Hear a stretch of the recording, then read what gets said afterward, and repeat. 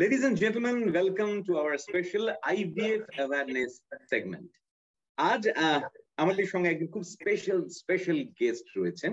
আমার সঙ্গে আমি খাস কৌশিক, আমার সঙ্গে খাস আড্ডায় এমন একজন যিনি নিজের লাইফ ডেডিকেট করেছেন ইন্ডিভিজুয়ালদের এবং কাপলদের হেল্প করার জন্য এবং তাদের প্যারেন্টহুডের জার্নিকে সফল করে তোলার জন্য।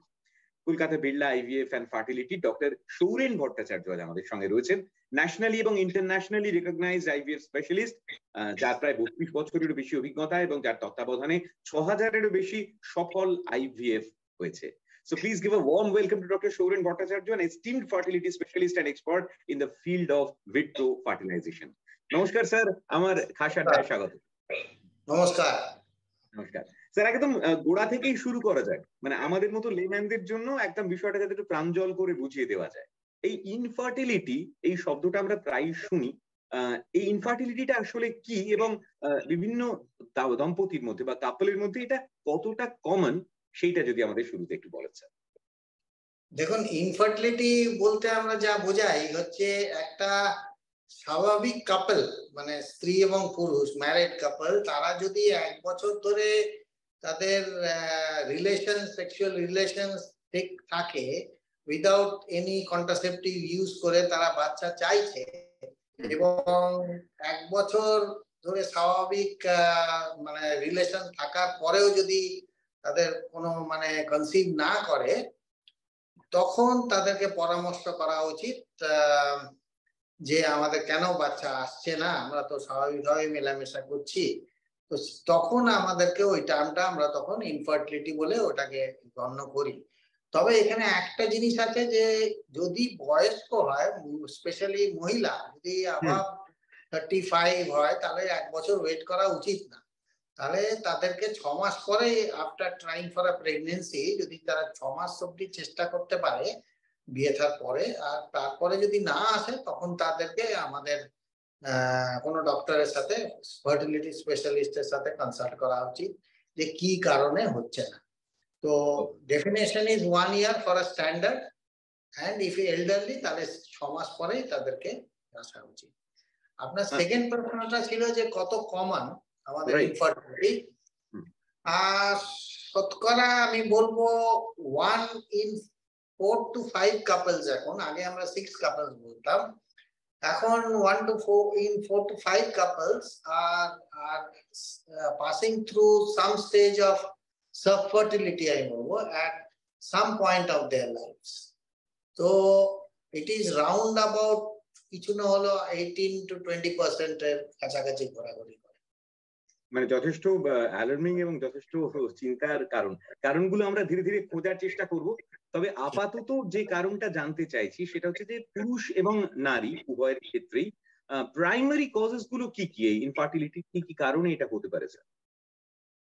দেখুন, যদি এখন পুরুষের কারণ বলি, পুরুষের দেখুন, আপনারা লেম্যান আমি বলছি, আমরা যখন স্টুডেন্ট ছিলাম তখন আমরা একটা স্পার্ম কাউন্ট বলতো যে 60 million is a normal standard. হ্যাঁ, এখন সেইটা কমে কমে কমে কমে আমরা বলি 15 মিলিয়ন যদি থাকে সেটাই নর্মাল থাকে। তো মেল ইনফার্টিলিটি এখনো আমাদের দেশে অতটা কনসিয়াসনেস নেই, এবং যেহেতু মেল ডমিনেন্ট সোসাইটি, আমরা এগিয়ে আসতে চাই না, ওটাকে লোকতা চাই। হ্যাঁ, যথেষ্ট পরিমাণে কিন্তু মেল ডমিনেটেড ইনফার্টিলিটি আসছে, এবং মেল ইনফার্টিলিটি কিন্তু অন দি রাইস, বাড়ছে দিনে দিন। কি কারণে বাড়ছে সেটা অনেক কোনো ফ্যাক্টরস হতে পারে। ডেফিনেটলি পলিউশন, আমাদের একটা fast food, obesity, smoking, stress, এইগুলো তো থাকেই। আর প্লাস ধরুন কোনো এখন মেটাবলিক ডিজিজেস লাইক ডায়াবেটিস, এইসব লাইফস্টাইল চেঞ্জেস আর কি। হ্যাঁ, তো এইগুলো সাধারণত এখন খুব কমন। তার ফলে কি হচ্ছে, সেই যে মেলদের যে শুক্রাণু কমে যাচ্ছে, these are the contributing factors. আর ফিমেলদের কারণে একটা হচ্ছে ওবেসিটি। এখন দেখবেন যে একটা ভীষণ বাচ্চা মেয়েরা খেলাধুলো নেই, সারাক্ষণ ওই কম্পিউটার গেমস আর টিভির সামনে আর ফাস্ট ফুড, এর জন্য একটা মানে প্রচুর পরিমাণে ওবেস পেশেন্টস আমরা দেখি সাধারণত। এবং একটা ডিজিজ হয় যে পলিসিস্টিক ওভারিয়ান সিনড্রোম, পিসিওএস, ছোট ছোট ওভারিতে হরমোন, তাতে কি হয় ওবেস হলে ওই মেয়েদেরকে থাকতে পারে পলিসিস্টিক ওভারিয়ান সিনড্রোম। তো এইটা একটা খুব কমন ফ্যাক্টর। 2 নম্বর হচ্ছে যে যেহেতু বয়সকালীন বিয়ে হচ্ছে, কেরিয়ার ওরিয়েন্টেড মেয়েরা হচ্ছে, তাতে কি হচ্ছে যে অনেকখানি ফ্যাক্টরস গুলো হচ্ছে যে যাতে লেট ম্যারেজ হচ্ছে, ওভারিয়ান রিজার্ভ কমে যাচ্ছে, হ্যাঁ, কারো কারো টিউমার হয়ে যাচ্ছে সেই একটা ইয়েতে, ওভারিয়ান টিউমার, ইউট্রাসের টিউমার, ফাইব্রয়েড বলা হয়, এন্ডোমেট্রিওসিস বলে একটা রোগ আছে, সেইটা আর infertility goes hand in hand.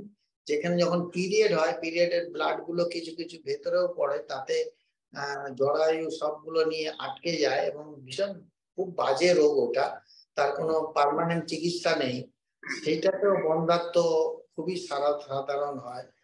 তো এইগুলো কয়েকটা কমন কারণ এখন আর কি, যে ইনফার্টিলিটি মানে এত যে বাড়ছে এইসব কারণেই আর কি। আর যদি আমি 100টা পেশেন্ট দেখি আর কি, তাই পার্সেন্টেজ ওয়াইজ বলি, তাহলে 40% will be some factor of female, 40% will be some factor of male, 10% হয়তো দুজনেরই কোনো প্রবলেম থাকতে পারে, আর 10% হয়তো সবকিছু ঠিক থাকতে পারে কিন্তু বাচ্চা আসছে না, ওটাকে আমরা আনএক্সপ্লেইনড ইনফার্টিলিটি বলি। তো বেসিক্যালি এই হচ্ছে ক্যাটেগরাইজেশন। আচ্ছা, কারণগুলো তো মোটামুটি প্রাথমিকভাবে জানা গেল। এবার তার সমাধান, যেটার জন্য সবসময় আপনাদের শরণাপন্ন হই আমরা, অর্থাৎ ট্রিটমেন্ট অপশনস, সেইগুলো কি কি আছে যদি আমাদের একটু বলেন স্যার। ট্রিটমেন্ট তো এখন দেখুন ইন্ডিভিজুয়ালাইজ ট্রিটমেন্ট করতে হবে, প্রত্যেকটা তো একরকম ট্রিটমেন্ট হবে না, কারো মানে আমার যদি কিছু হয়, আমার কি কারণে হচ্ছে না সেইটা বার করতে হবে এবং তার স্পেসিফিক ট্রিটমেন্ট করতে হবে। আর জেনারেলাইজ ট্রিটমেন্ট বলে হয় না। সাধারণত আমাদের কাছে আসলে আমরা আগে ইনভেস্টিগেশন করে দেখি যে কি কারণে আসছে না, হ্যাঁ, তার আগে কি সব কোনো ইনভেস্টিগেশন কি হয়েছে কি না হয়েছে সেগুলো খুঁটে নাটে দেখা হয়, তারপরে তাকে স্পেসিফিক ট্রিটমেন্ট আমরা অ্যাডভাইস করি। আসলেই যে প্রথমেই যে মানে টেস্ট টিউব বেবি আইভিএফ করতে হবে এমন কোনো ব্যাপার না। যদি তার সাধারণত মানে হয়তো কোনো ওষুধপত্র দিয়েও অনেক সময় হয়ে যেতে পারে, প্রেগনেন্সি হয়তো সামান্য কিছু ওষুধ দিলাম বা লাইফস্টাইল চেঞ্জ করতে বললাম, এমনও তো বেশি দিন বিয়েটা হয়নি বা ইয়ং এজ আছে, মোটা টোটা আছে বা কিছু একটা প্রবলেম আছে, রেকটিফাই দিস, 2 মাস 3 মাস ওষুধ খাও, দেখো কি হয়, হ্যাঁ, যদি তোমার ওয়েট বেশি থাকে ওয়েটটাকে কমাও, তাতে অনেকেই কনসিভ করে। সেটা না হলে তখন যদি মেল ফ্যাক্টর কিছু থাকে, মানে যদি স্পার্মের কিছু থাকে, তাহলে ফিমেল অ্যাবসলিউটলি ঠিক থাকে, আমরা তাহলে আইইউআই বলা হয় সেটাকে, একটা ওই স্পার্মটা ওনার হাজবেন্ডের স্পার্ম নিয়ে সেটাকে প্রসেস করে ল্যাবরেটরিতে এবং ভালো স্পার্ম গুলো তুলে নিয়ে বেছে জরায়ুর ভেতরে একটা পার্টিকুলার টাইমে ওয়াইফকে কিছু ওষুধপত্র দেওয়ার পর যখন ডিমটা বড় হয়, সেই টাইমটাতে আমরা আল্ট্রাসাউন্ড করে দেখে সেই টাইমটাতে হয়তো ওই শুক্রাণুগুলো, ভালো শুক্রাণুগুলো ভেতরে পুশ করে দেওয়া হয়, তাতে কিছু সংখ্যা ইনফার্টিলাইজড কাপলস তারা কনসিভ করতে পারে, সেটাকে আইইউআই বলা হয়। এবং লাস্ট স্টেজে যদি কিছু না হয় তাহলে তখন আমরা হয়তো আইভিএফ এ যাবো, আর আইভিএফ এ যাই। এবং স্যার আপনি যেখানে শেষ করলেন আমি সেখান থেকেই পরের কথায় আসবো। নিঃসন্তান দম্পতির ক্ষেত্রে তাদের লাইফস্টাইল চেঞ্জ, তাদের শারীরিক কোনো সমস্যা বা প্রতিবন্ধকতা থাকলে সেগুলোকে ঠিক করা, এইসব করেও যখন সন্তান আসে না, তখন একটা জাদুকাঠির মতো, একটা মন্ত্রের মতো আইভিএফ তাদের সামনে এসে উপস্থিত হয় এবং তার মাধ্যমে বহু নিঃসন্তান দম্পতির মুখে হাসি ফোটে। তো এই আইভিএফ বা এই যে ইনভিট্রো ফার্টিলাইজেশন বলে যেটাকে আমরা জানি, এটাকে সিম্পলি কি করে একটু এক্সপ্লেন করা যায় স্যার, যাতে মানুষজন একটু বুঝতে পারেন যে এটা খায় না মাথায় দেয়। এটাকে আপনাকে এই যে যদি এইটা দেখতে পাচ্ছেন তো ডায়াগ্রাম হচ্ছে, দিস ইজ দ্য ফিমেল, এটা হচ্ছে ইউট্রাস, আর দুই দিকে দুটো টিউব উইথ দুটো ওভারি আছে। তো আমরা কি করি মেইনলি আইভিএফ এ কি করা হয় হচ্ছে যে তাকে তো প্রথমে অ্যাসেসমেন্ট করে নেওয়া, যদি সবকিছু ঠিক থাকে, তার ডিম টিম ঠিক থাকে, তখন তাকে 10 দিন মতো অ্যাভারেজে আমরা ইনজেকশন দিই। ইনজেকশন দিলে কি হয়, এই যে এইখানে যে ওভারিতে যে ডিমগুলো আছে এইগুলো বড় হয়, মানে তারা বড় হতে থাকে। তা একটা স্টেজ অবধি আমরা এটাকে বাড়াই, ধরুন আবার 17-18 মিলিমিটার অবধি আমরা যত কটা বাড়তে পারে সেটাকে আমরা বাড়াই। এটা ওই ইনজেকশন দিয়ে এবং তাকে আল্ট্রাসাউন্ড করে করে এটা আমরা দেখি। এবং যখন ওই সাইজে হয় তারপরে আমরা তাকে আরেকটা ইনজেকশন দেওয়া হয়, হ্যাঁ, এইচসিজি বা ডেকাপেপটিল বলা হয় অ্যাগনিস্ট, সেই ইনজেকশনটা তাকে মহিলাকে দেওয়া হয় ডিমটাকে ম্যাচিওর করার জন্য। এটা এইগুলো দুটো ওভারি। এবং তার ওই সেকেন্ড ইনজেকশনটা দেওয়ার পরে 36 ঘন্টা পরে, 34 থেকে 36 ঘন্টা পরে আমরা ডিমগুলো আল্ট্রাসাউন্ড গাইডেডে একটু ঘুম পাড়িয়ে, হ্যাঁ, আল্ট্রাসাউন্ড গাইডেডে এইখান থেকে এই ভ্যাজাইনার এখান থেকে গিয়ে এই ডিমগুলো ছুঁচ দিয়ে বার করে দিই, কাটাকাটি দুদিক থেকে বার করি। তো ডিমগুলো বার করার পরে আমরা ল্যাবরেটরিতে ওগুলো নিয়ে তাকে ওয়াশ করা হয়, ঠিকঠাক ওয়াশ করে তারপরে হাজবেন্ডের সিমেন্ট নেওয়া হয়। ওনার শুক্রাণু নিয়ে সেই শুক্রাণুটাকে ওয়াশ করে ভালো শুক্রাণু নিয়ে আমাদের মেশিন আছে একটা, ইক্সি বলে তাকে বলা হয় মেশিন। দরকার হলে এখন বেশিরভাগই ওইগুলোই করা হয়, ইক্সি করা হয় সবেতেই। এবং তাতে কি হয়, এক একটা ডিম যে আমরা তুলেছি মহিলার থেকে, এবং এক একটা ভালো শুক্রাণু ডাইরেক্টলি ওনার ওই ডিমের ভেতরে ইনজেক্ট করে দিই। এই ইনজেক্ট করার পরে কি হচ্ছে যে ভ্রূণ তৈরি হতে এবং ভালো ভ্রূণ তৈরি হতে এটা সাহায্য করছে। এবং এই ভ্রূণটা যেগুলো তৈরি হয় সেগুলোকে আমরা ল্যাবরেটরিতে কালচার করি, মেশিন পত্র আছে, তাকে আমরা 5 দিন অবধি নিয়ে যাওয়ার চেষ্টা করি, 5th ডে অবধি, মানে ওটাকে ব্লাস্টোসিস বলা হয়। তো ওই টেস্টটা যেগুলো যায় সেগুলো আর কি মোটামুটি একটা ভালো ভ্রূণ তৈরি হয়। এবং সেগুলোর কিছু কিছু স্টেজিং আছে, নাম্বার আছে ওইসব। তো যদি ভালো গ্রেডিং থাকে সেখান থেকে প্রেগনেন্সি আসার সম্ভাবনা থাকে। আমরা ইউজুয়ালি এখন কি করি, যে সাইকেলে আমরা ডিমগুলোকে বার করি ওই সাইকেলেই আমরা ট্রান্সফারটা করি না, মানে ভ্রূণটা দিই না। হয়তো একটা বা দুটো সাইকেল পরে আমরা এগুলোকে ফ্রিজ করে রেখে দিই, ফ্রিজিং থেকে তারপরে বার করে একবার অ্যাসেসমেন্ট করে, যাতে ধরুন এই ইনজেকশন পত্র পেলো মহিলাটা, সেগুলো শরীর থেকে বেরিয়ে গেল সব, তারপরে সাইকেলে নতুন সাইকেল হলো, সেই সাইকেলটাতে যখন পিরিয়ড হলো, আরাম হলো, দ্বিতীয় দিন থেকে আবার আমরা মহিলাটাকে ডাকলাম এবং তাকে আল্ট্রাসাউন্ড করতে শুরু করলাম। আল্ট্রাসাউন্ড করে শুরু করে আমরা তখন কিন্তু এই যে জরায়ু লাইনিংটা কিরাম আছে, যেখানে বিছনা বলা হয়, সেখানে বাচ্চাটাকে আমরা স্থাপিত করব, বসবো, সেইটাকে বাড়ানোর কিছু ওষুধপত্র আমরা দিই। এবং সাধারণত সেইটা দেওয়ার পরে মোটামুটি মাসিকের 16, 17, 18 দিন, 19 দিন এরকমের ভেতরে আমরা এটাকে আবার ওই আল্ট্রাসাউন্ড দেখে দেখেই এটাকে স্থাপিত করা হয় এইখানে মাঝখানে ইউট্রাসের ভিতরে।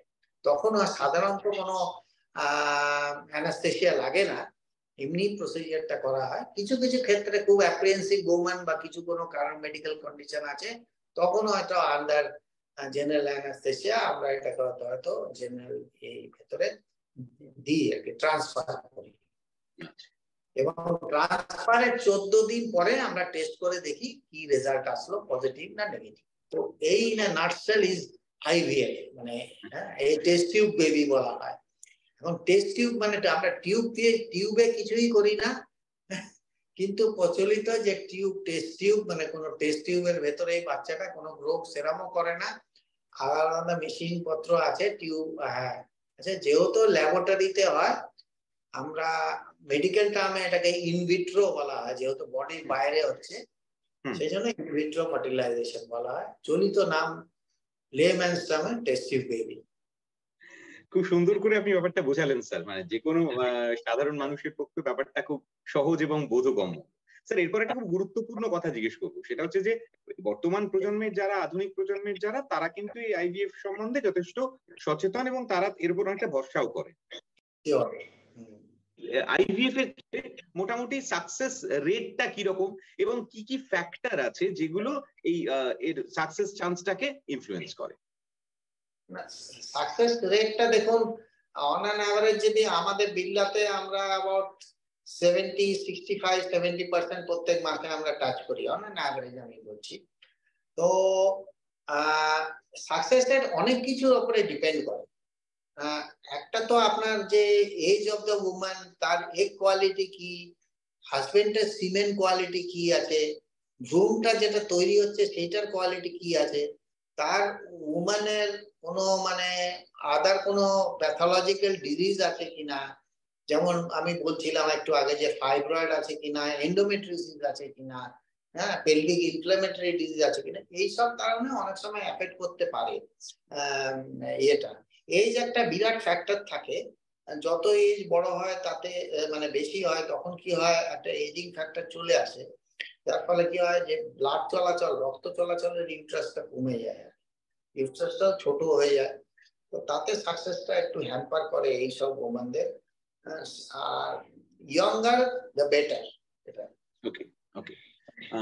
কোন লাইফস্টাইল চেঞ্জ কি এই ফার্টিলিটির চান্সটাকে ইমপ্রুভ করতে পারে বা আইভিএফ এর সাকসেস রেটটাকে ইনক্রিজ করতে পারে স্যার? Surely, definitely. যদি ওবেস পেশেন্ট তো হয়, ডেফিনেটলি লাইফস্টাইল চেঞ্জ তাকে মানে সে যদি তাহলে ওয়েট রিডিউস করা যায়, অনেকখানি হেল্প করে। যদি আমি এমনি বলছি স্ট্যাটিস্টিক্সে, যদি একটা 30 কেজি মানে 30% চান্স ইনক্রিজ হয়ে যায় কোনো ওমানদের, সে যদি 10 কেজি ওয়েট লুজ করে, about 30% তার চান্স ইমপ্রুভ হয়ে যায়, এগ কোয়ালিটি ইমপ্রুভ হয়, স্পাম কোয়ালিটি ইমপ্রুভ হয়, হয়তো ন্যাচারাল কনসিভও করে যেতে পারে, আইভিএফ লাগবে না হয়তো। দারুণ তো। মানে আমার ধারণা এইটুকু একটু নিজের উপর আত্মবিশ্বাস বজায় রেখে যাদের নিঃসন্তান দম্পতি তারা এইটুকু ট্রাই করতেই পারেন, পুরুষ মহিলা নির্বিশেষে। স্যার আরো একটা কথা খুব প্রচলিত আছে যে আইভিএফ করতে গেলে প্রচুর খরচ টরচ লাগে, ওটা তো সাধারণ মানুষের সাধ্যের বাইরে। তো এই ক্ষেত্রে আমি একটু জানতে চাইবো যে কোনো ফিনান্সিয়াল কনসিডারেশন, কোনো অ্যাসিস্ট্যান্স অপশন কি অ্যাভেলেবল রয়েছে ইন্ডিভিজুয়াল যারা ধরুন আইভিএফ ট্রিটমেন্টের আন্ডারে যেতে চাইছেন বা সেটা করাতে চাইছেন তাদের জন্য? হ্যাঁ, যতটুকু আমরা সাহায্য করতে পারি আমরা করে দিই, ডিসকাউন্ট কিছু আছে আমাদের, ডেফিনেটলি আমরা ট্রাই করি, একটা ট্রাস্ট আছে। এবং কি আমরা এখন এখানে মানে ইএমআই সিস্টেম, মানে জিরো ইএমআই তে আমরা আইভিএফ করছি, যাতে ওদের হেল্প হয়। হ্যাঁ, মানে আমরা 7-8টা ইনস্টলমেন্টে দিচ্ছে, তাদের এক্সট্রা পয়সা আমরা তার জন্য কোনো নেওয়া হচ্ছে না, we are paying the bank for it. আমরাই ব্যাংক। অনেকেই আছেন হয়তো স্বামী স্ত্রী দুজনেই ভালো চাকরি করেন, কিন্তু টাকা পয়সা তো সে অর্থে ব্যাংকে জমানো নেই, কিন্তু মান্থলি স্যালারি থেকে তারা অনায়াসে সেটা ইএমআই হিসেবে পে করতে পারে। তো it's a fantastic option from your side. মানে এটা খুবই চমৎকার একটা তাদের জন্য পথ, এবং এটা ইন্টারেস্ট ফ্রি ইএমআই। বাহ, this is really good, really good. Sir IVF নিয়ে আমরা কথা বলছিলাম, কিন্তু এরপরে জানতে চাইবো যে কোনো অল্টারনেটিভ ফার্টিলিটি ট্রিটমেন্ট বা প্রসিডিওর রয়েছে কিনা যেটা আইভিএফ ছাড়াও মানুষজন বা নিঃসন্তান দম্পতিরা অ্যাভেল করতে পারে। দেখুন, আইভিএফ ছাড়া বলতে গেলে যদি যেরকম আমি বলছি, যদি এখন আপনার যদি কারো উমানদের ইয়ে নেই, মানে এগ নেই, হ্যাঁ, তার হয়তো ডিম শেষ হয়ে গেছে বা এল্ডারলি বা কোনো কারণে হয়তো, তখন তাকে তো ডোনার নিতে হবে, এগ ডোনার নিতে হবে। সে ঘুরে ফিরে সেটাকে আইভিএফই করতে হবে, কিন্তু হয়তো তার 50% জেনেটিক হয়তো তার স্বামী স্পামটা কাউন্ট করবে। দ্বিতীয় হচ্ছে যে অপোজিট, হয়তো স্পামের কোনো প্রবলেম আছে, আমরা এখনো অবশ্য মাইক্রোটেসা এই সবগুলো মেল ইনফার্টিলিটিতে করে যদি 1-2টো সিমেন থাকে সেগুলোকে আমরা বার করার চেষ্টা করি, কিন্তু অনেক সময় হয়তো সেটা তো হয় না সম্ভব, হয়তো কিছুই পেলাম না, তখন তাকে বাধ্যতামূলক বা এমন একটা ডিজিজ আছে হয়তো সেখান থেকে তার স্পামটা আমরা নিতে পারবো, বা কোনো একটা হয়তো এমন মেলের আমরা দেখি যে ক্রিপ্টো অর্গানিজম, মানে টেস্টিসই নেই, পেটের ভেতরে রয়ে গেছে আর কি, সেই সব ক্ষেত্রে তখন ডোনার স্পার্ম ছাড়া কোনো উপায় থাকে না। তো সেটা আবার হয়তো হাজবেন্ডেরটা আমরা হয়তো ডোনার নিলাম, কিন্তু ওয়াইফেরটা আমরা তার নিজেরটা নিলাম, অ্যাটলিস্ট 50% জেনেটিক হলো আর কি। আর এছাড়া হচ্ছে তো ধরুন সারোগেসি, মানে থার্ড পার্টি রিপ্রোডাক্টিভ এরিয়াতে, যে মায়ের কোনো প্রবলেম, জরায়ুতে প্রবলেম আছে মহিলা, তার থেকে আমরা ডিমটা পাচ্ছি, হাজবেন্ডের সিমেন্টটা পাচ্ছি, কিন্তু অন্য একটা মহিলা বেবিটাকে ক্যারি করছে আর কি। তাতে গভর্নমেন্টের এখন অনেক রুলস এন্ড রেগুলেশনস আছে, তো আগের মতো আর ওই কমার্শিয়াল ব্যাপারটা ওইসব গুলো নেই। there are lot of paperworks and lot of legal implications যেটাতে এখন গভর্নমেন্ট নতুন ERT বিল আমাদেরকে করেও দিয়েছে। তো সেই সব যদি কন্ডিশন ফুলফিল থাকে, that is an option. Third হচ্ছে আরেকটা যেটা আমরা বলি, যেটা হয়তো ধরুন কারো টিউবে ডিফেক্ট আছে বা কোনো ফাইব্রয়েড আছে যার ফলে হচ্ছে না, তো সেইগুলো হয়তো তাকে সার্জারি হয়তো করতে হতে পারে। সেটা তো ল্যাপ্রোস্কোপি বা হিস্টোস্কোপ, মানে হিস্টোস্কোপ জরায়ু থেকে দিয়ে টিউমারটা বাদ দিয়ে দিলেই হয়তো সে কনসিভ করতে পারে। তো এই একটা ক্ষেত্রে, মানে এইসব ক্ষেত্রে দিজ আর দ্য অল্টারনেটিভস আমি বলছি, যে হয়তো সেরা ভাবে। আচ্ছা স্যার, আপনি কথা প্রসঙ্গে এআরটি কথা বললেন, এই এআরটি টা কি? এআরটি হচ্ছে অ্যাসিস্টেড রিপ্রোডাক্টিভ টেকনোলজি। আচ্ছা, এটার আন্ডারে হচ্ছে ধরুন আমি যেটা কথাটা বললাম, আইইউআই ইন্ট্রা-ইউটেরাইন ইনসেমিনেশন করা হচ্ছে। মেলদের ক্ষেত্রে টেসা, মানে টেস্টিস থেকে যে স্পামটা আমরা তুলছি সেইটা, বা পেসা। আর ফিমেলদের আলটিমেটলি আইভিএফ। আচ্ছা আচ্ছা স্যার, আপনি শুরুর দিকে একবার কথা প্রসঙ্গে বলেছিলেন দূষণের প্রসঙ্গ, অর্থাৎ পরিবেশ দূষণ। তো এনভায়রনমেন্টাল ফ্যাক্টরস ইনফার্টিলিটির ক্ষেত্রে কিভাবে এফেক্ট করে, বা সেটা কিভাবে তাকে সমস্যা সৃষ্টি করে? এনভায়রনমেন্টাল ফ্যাক্টরস আজকাল মানে পলিউশন, মানে সব দিকেই তো আছে। বেশি করে এখন দেখা যাচ্ছে যে হঠাৎ করে আমরা দেখছি যে মেল ইনফার্টিলিটি কেন কমছে। হ্যাঁ, হঠাৎ করে একটা জিনিস থাকে যে আমাদের একটা ROS বলা হয়, তো ওইটা হচ্ছে আপনার অনেকটা মানে এফেক্ট করছে পলিউশনে। যা ধোঁয়ার, গাড়ির ধোঁয়া, বা হয়তো লাইফস্টাইলে স্মোকিং বা চেঞ্জেস বা হোয়াট এভার ইট ইজ, তাতে দেখা যাচ্ছে যে মেল ক্ষেত্রে অনেকটাই ওটাকে এফেক্ট করে, স্পাম কাউন্ট কমিয়ে দিচ্ছে, তার মোটিলিটি যেটা আছে সেইটাকে কমিয়ে দিচ্ছে। এইটা যতটুকু মানে আমরা ইয়ে করে দিচ্ছি, যার ফলে আজকাল কি হচ্ছে, আমরা খাওয়া দাওয়া তো অনেক ভেজাল ভুজাল এইসব চলে এসছে আর কি, মানে ফার্টিলাইজার এইসব করে। So this is commonly affecting the gametes of both female and male, particularly male দেখা যাচ্ছে এটা। তো এইটাতে এখন কি কি হচ্ছে, যে আমরা অনেক সময় কিছু কিছু ওষুধ দিই এটার জন্য, এটাকে অ্যান্টিঅক্সিডেন্টস বলে অনেক কিছু ওষুধ মার্কেটে বেরিয়েছে, সেটাতে চেষ্টা করা হয় মানে ইয়ে করার জন্য। আর যতটুকু পলিউশন অ্যাভয়েড করা যায়, বলা সহজ, করা অনেক difficult, particularly in urban solution. তার জন্যই আর কি যত তাড়াতাড়ি সেটা কেউ চেষ্টা যদি করছে, তার যদি কোনো প্রবলেম থাকে, not to wait for the last moment, তো ঠিক টাইমে যেন বার করে নেওয়া হয় জিনিসটা আর কি। যেমন আজকাল তো আমরা অনেকে আমাদের কাছে অ্যাপ্রোচ করে, লাইক ফর উসাইড ফ্রিজিং, মহিলাদের যে ডিম বার করে আমরা রেখে দেওয়া যায়, সিমেন্ট তো আগের থেকেই রাখতাম, এবং তাদেরকে হয়তো তারা হয়তো কোনো কারণে কেরিয়ারের জন্য বা কিছু কারণের জন্য, what ever it is, cancer বা সামথিং এর জন্য, তারা হয়তো তাদের ডিমটা বার করে রেখে দিতে চাইছে ফর ফিউচার ইউজ। তখন হয়তো they are not ready to be mother yet, তখন তার জন্য আমরা ওটাকে করা যায়। ফিমেলদেরকে উসাইড আমরা অনেক সময় ফ্রিজ করে রেখে দিই, যার ফলে যে আর ফার্দার যাতে ডিটোরিয়েট না করে তার কন্ডিশন, সেই জন্য এখন মানে আগে এই জিনিসটা খুব একটা ছিল না, এখন slowly this is gaining a popularity. Sir, একদম শেষ বেলায় এসে জানতে চাইবো যে আপনার তরফ থেকে কোন মেসেজ, কোন অ্যাডভাইস দিতে চান ফর দোজ ইন্ডিভিজুয়ালস অথবা কাপলস যারা তাদের এই যাত্রাপথ শুরু করতে চায় টুয়ার্ডস প্যারেন্টহুড, এবং হয়তো আইভিএফ কেও কনসিডার করতে চায়, তাদের জন্য আপনার তরফ থেকে কতটা ভরসা, কতটা সাহস, বা কি বার্তা দিতে চান স্যার? আমি বার্তা দিতে চাই যে আপনাদেরকে আমাদের কাছে যত তাড়াতাড়ি আপনারা যদি কনসার্ন থাকেন, যাদের তাড়াতাড়ি আসেন তত আপনাদেরই লাভ হবে, এবং আইভিএফই করতে হবে সেরকম কোনো মানে নেই। যদি ঠিক টাইমে ঠিক ডাক্তারের কাছে পৌঁছন, উই উইল গাইড ইউ। হ্যাঁ, তবে ঠিক টাইমে আসবেন। এবং আরেকটা জিনিস আমরা দেখি, স্যার আমাকে কি আইভিএফ খুব পেইনফুল, খুব কি কষ্টদায়ক? মোটেই না। হ্যাঁ, আমরা যেদিনকে আপনার ডিম বার করব সেদিনকেই আপনাকে ছেড়ে দেবো। আপনি তার পরের দিন দরকার হলে আপনি যদি কাজ করেন কোথাও, অফিসে যেতে পারেন।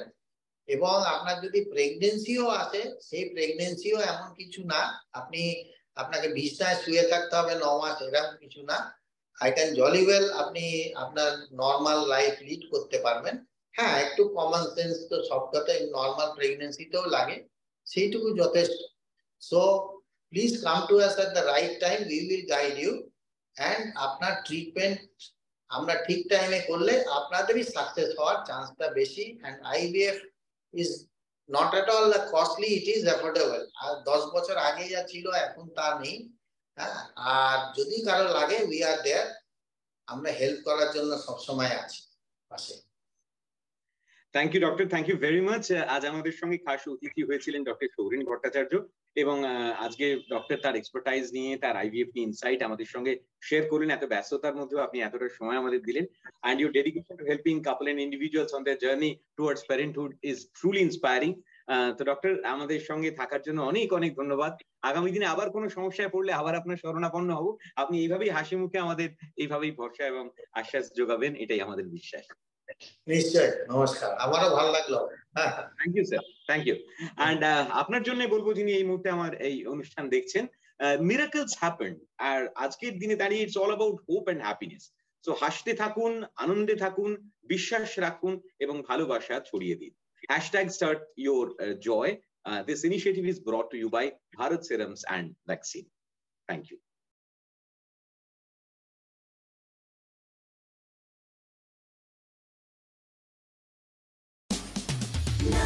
92